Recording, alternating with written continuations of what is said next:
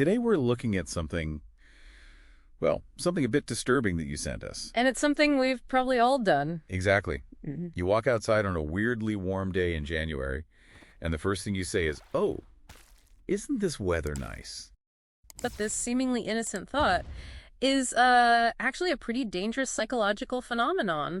They call it a symptom of a kind of civilizational sickness. Yeah. I mean, the argument is that winter isn't just an inconvenience we have to get through, it's a biological necessity. A planetary function. Right. So when winter starts to erode, it's like the planet has a fever. And we're out there, complementing the fever, normalizing the sickness. So our mission today is to unpack that. We'll get into the catastrophic implications from ecological collapse to the really surprising social roots of it all. Okay, let's start with how our own minds are, well, kind of betraying us.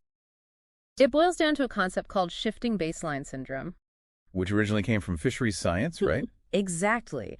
But here it's applied to climate.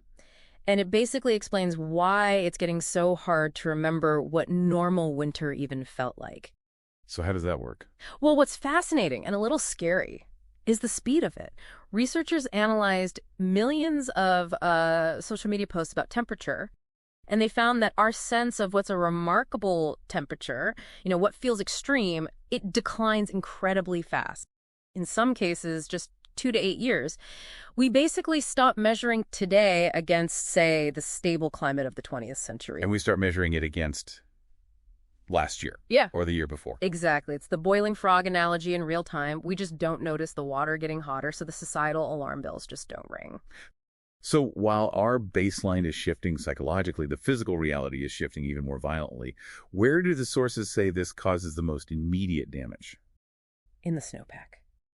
The catastrophic loss of snowpack. And that's not just for skiing. The sources call it a water battery. It's critical infrastructure. It's a natural reservoir that stores all that winter precipitation and then, crucially, releases it slowly in the spring and summer. But if it's too warm for snow, it falls as rain. And that water just runs off immediately. You get flash floods in the winter.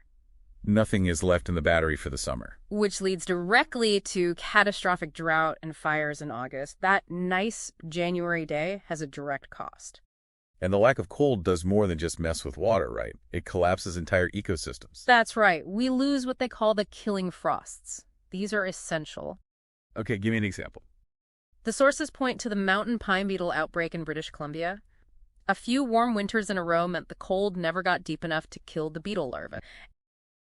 And that epidemic destroyed something like 58% of the commercial lodgepole pine. It was so bad it actually flipped the entire forest.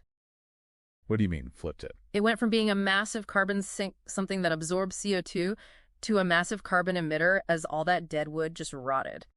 Wow. A carbon sink became a source. That's a terrifying feedback loop. And then you have the albedo effect on a planetary scale.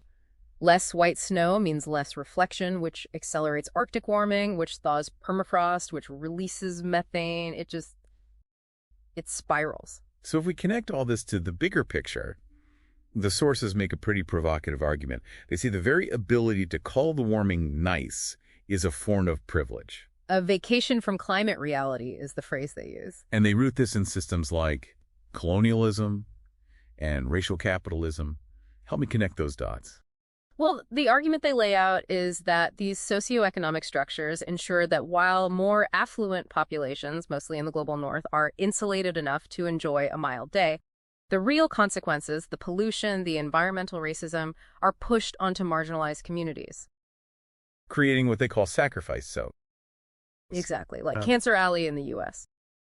So the comfort here and now is, in their view, directly purchased at the cost of suffering elsewhere. So when you put all this together, the psychology, the ecology, the politics, how do they frame that simple act of just complementing the weather? They frame it as an intergenerational injustice, as a kind of willful ignorance that prioritizes our temporary comfort today over the survival of the next generation, a theft of a stable future. So to leave you with one final thought, there's a huge kind of paradoxical twist to all this. Let's talk about the global climate regulator. Right. So consider the Atlantic Meridional Overturning Circulation, or AMOC. It's this massive ocean conveyor belt.